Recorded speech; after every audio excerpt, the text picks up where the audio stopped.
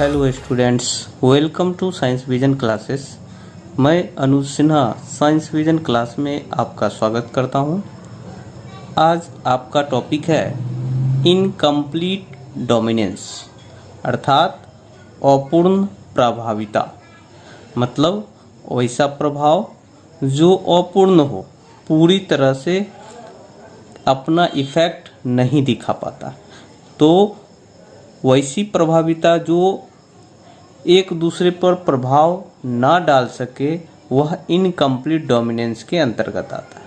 अर्थात इसे देखते हैं कि यह जीन के दो एलीलों, तो यहाँ एलील का शब्द आपको बताया गया था पिछले क्लास में कि किसी भी जीन का विभिन्न रूपों में बंटना ही एलील कहलाता है। तो यहाँ यह जीन के दो एलीलों में से किसी के भी एक दूसरे पर प्रभावी ना होने की घटना, अर्थात किसी भी जीन का अगर दो रूप है और दोनों रूप एक दूसरे पर अपना इफेक्ट नहीं दिखा पा रहा है, तो वैसी घटना ही अपूर्ण प्रभाविता के अंतर्गत आता है।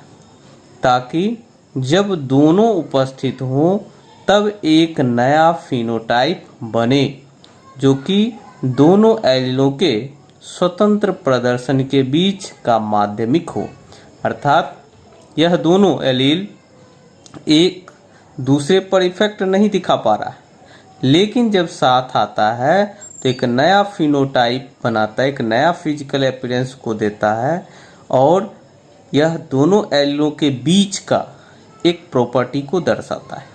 तो इसी को हम लोग इनकम्प्लीट डोमिनेंस कहते हैं। और इनकम्प्लीट डोमिनेंस को आप कुछ एग्जाम्पल्स के तौर पर समझ सकते हैं।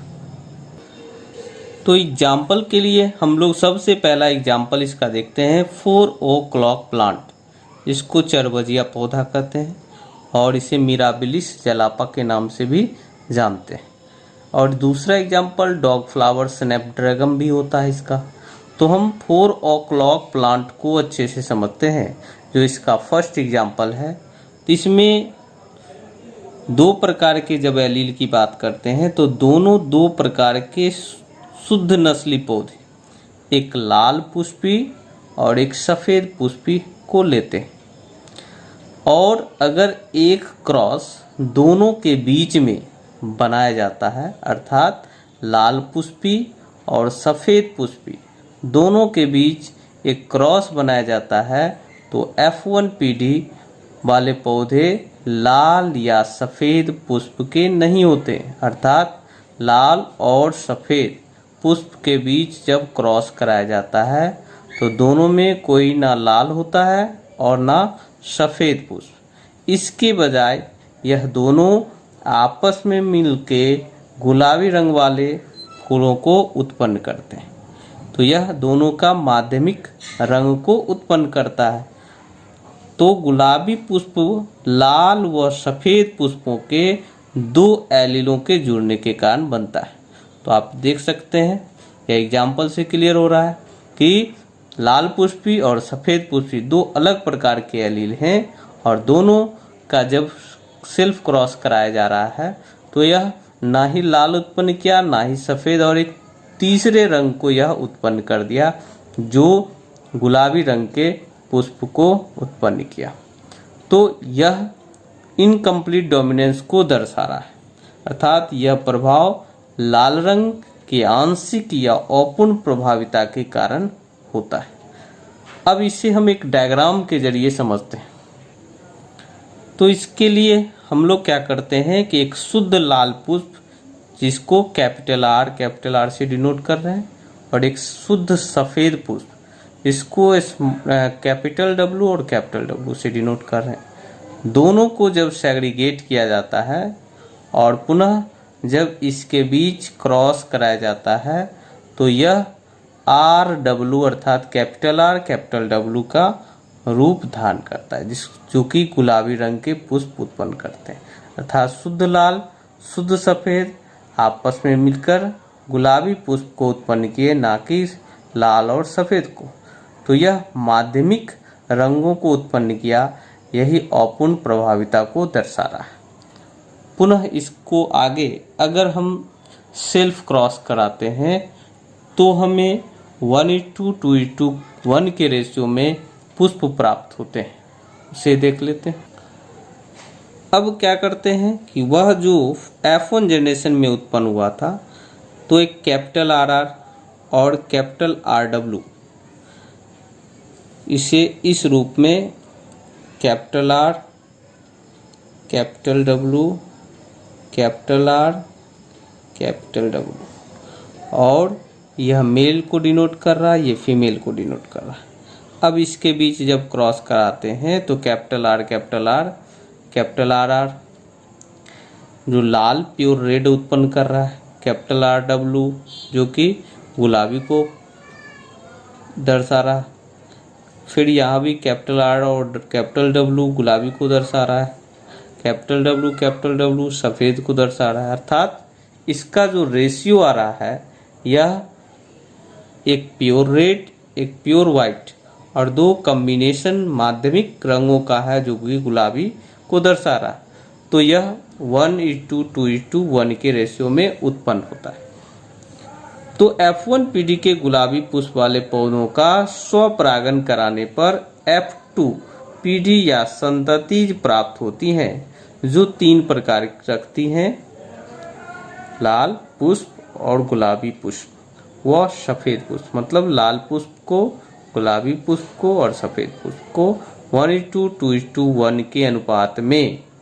अर्थात F1 पीढ़ी के जो गुलाबी पुष्प हमको उत्पन्न हुए थे वह सेल्फ क्रॉस कराने के पश्चात F2 पीढ़ी में 1:2:1 के अनुपात में पुष्पों को उत्पन्न करता है जो लाल, गुलाबी और सफ़ेद के रूप में होता है। अब फिनोटिपिक व जीनोटिपिक दोनों अनुपात प्रभाविता में समान होते हैं। अर्थात इसमें फिनोटिपिक, जीनोटिपिक दोनों जो हैं वह समान ही होते हैं प्रभाविता वाले। अब इसका दूसरा एग्जाम्पल हम लोग चलते हैं।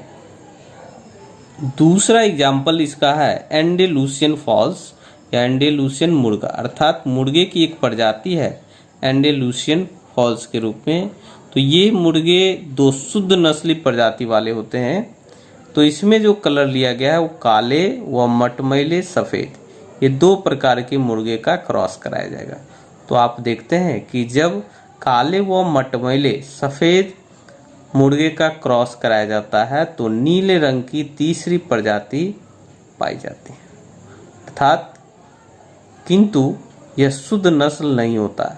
अगर एक शुद्ध काले एंडेलुसियन मुर्गे को शुद्ध सफ़ेद मुर्गे के साथ क्रॉस कराते हैं तो F1 पीढ़ी के सभी मुर्गे नीले रंग के होते हैं। तो मुर्गे का ये काला और मटमैला सफ़ेद और नीले रंग की तीसरी प्रजाति, ये 3 प्रकार की प्रजातियां हैं। इसमें 2 को लिया गया है, एक काला और एक सफ़ेद। दोनों के बीच जब क्रॉस कराया गया तो F1 पीढ़ी में सभी मुर्गे नीले रंग के प्राप्त हुए। और पुनः जब F1 पीढ़ी के नीले मुर्गे का F1 के नीले मुर्गे के साथ स्वनिषेचन कराने पर, अर्थात सेल्फ क्रॉस जब नीले मुर्गे का कराया गया तो F2 पीढ़ी में 3 प्रकार के मुर्गे आते हैं, वो भी नीला, काला और सफ़ेद 1:2:1 के अनुपात में। तो आपने पीछे देखा था 4 o'clock प्लांट में, सेम इसमें भी उसी तरह काले और सफ़ेद का एक माध्यमिक रंग नीले रंग के मुर्गियों को उत्पन्न किया जो कि इनकम्प्लीट डोमिनेंस को दर्शा रहा है। और इसका भी अनुपात 1:2:1 के अनुपात में ही यह उत्पन्न किया। अब आगे देखते हैं। एंडेलुसियन मुर्गे में काले रंग के लक्षण की अपूर्ण प्रभाविता मौजिक वंशानुगति भी कहलाती है। अर्थात जो काले रंग के लक्षण की अपूर्ण प्रभाविता उस मुर्गे में दर्शा रहा है वह मौजिक वंशानुगति को भी कहला रहा है। अर्थात एंडेलुसियन मुर्गे में जो भी लक्षण उत्पन्न हो रहे किसी भी रंग के, वह मौजिक वंशानुगति भी कहलाती है। और इसमें माध्यमिक रंग जो होगा वो नीला रंग। सफेद व काली पट्टियों के मिश्रण द्वारा यह नीले रंग को उत्पन्न कर रहा है। तो ये दो एग्जाम्पल आपने देखा, दोनों एग्जाम्पल इनकम्प्लीट डोमिनेंस को दर्शा रहा है। और एक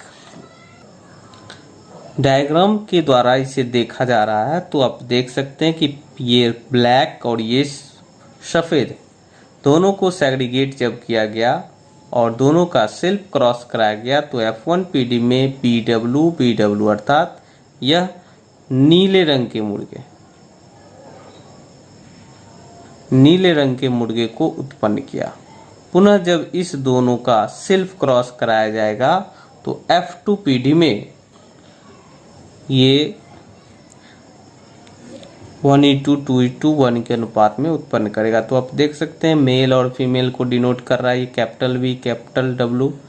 ये दोनों क्रॉस करके ब्लैक और ये दोनों क्रॉस करके नीला, उसी तरह ये भी नीला और ये दोनों सफ़ेद, अर्थात ये प्योर ब्लैक और ये प्योर वाइट और ये दोनों नीला जो कि माध्यमिक कलर होता है।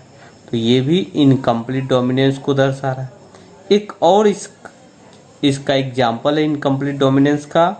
ये शॉर्ट हॉर्न कैटल्स हैं जो छोटे सींग वाले मवेशी होते हैं। इसकी भी प्रजातियों को देखते हैं। तो इसमें देखते हैं क्या कि छोटे सींग वाले मवेशियों की दो शुद्ध नस्ली प्रजातियां सफ़ेद बाल वाली और लाल बाल वाली, इन दोनों को जब क्रॉस कराया जाता है तो इन पर एक दूसरे पर कोई प्रभाव नहीं होता है। लेकिन जब क्रॉस दोनों का करवाते हैं तो देखते हैं F1 पीढ़ी में जो मवेशी उत्पन्न होंगे वो भूरे या चितकबरे रंग वाले हो जाते हैं। अर्थात चितकबरे रंग के मवेशी का स्वजनन करा के 3 प्रकार के जंतु उत्पन्न होते हैं, लाल, चितकबरे व सफ़ेद। तो लाल और सफ़ेद का जो माध्यमिक रंग होता है वो चितकबरे या भूरे रंग के होते हैं। तो यह भी, इसका भी अनुपात 1:2:1 का अनुपात होता है। और यहाँ लाल रंग के लिए एलील का प्रदर्शन पूर्णतः प्रभावी नहीं होता है, अर्थात पूर्ण रूप से यह रेड नहीं हो पाता है और यह दोनों रंग का माध्यमिक कलर उत्पन्न करता है, जिसे हम लोग चितकबरे रंग से जान रहे हैं। इसे भी देख लेते हैं। तो आशा करता हूं कि इस टॉपिक को आप अच्छे से समझ गए होंगे। ये तीनों एग्जाम्पल्स इनकम्प्लीट डोमिनेंस को दर्शा रहा है और इसमें आपने अच्छे से समझा होगा कि इनकम्प्लीट डोमिनेंस किसी भी जीन के 2 एलीलों में से एक दूसरे पे प्रभावी ना होने की घटना होती है। और जब दोनों एलील एक दूसरे के साथ आते हैं तो एक नए दोनों रंग के माध्यमिक रूप से जीवों को उत्पन्न करते हैं। यही इनकम्प्लीट डोमिनेंस को दर्शाता है। धन्यवाद।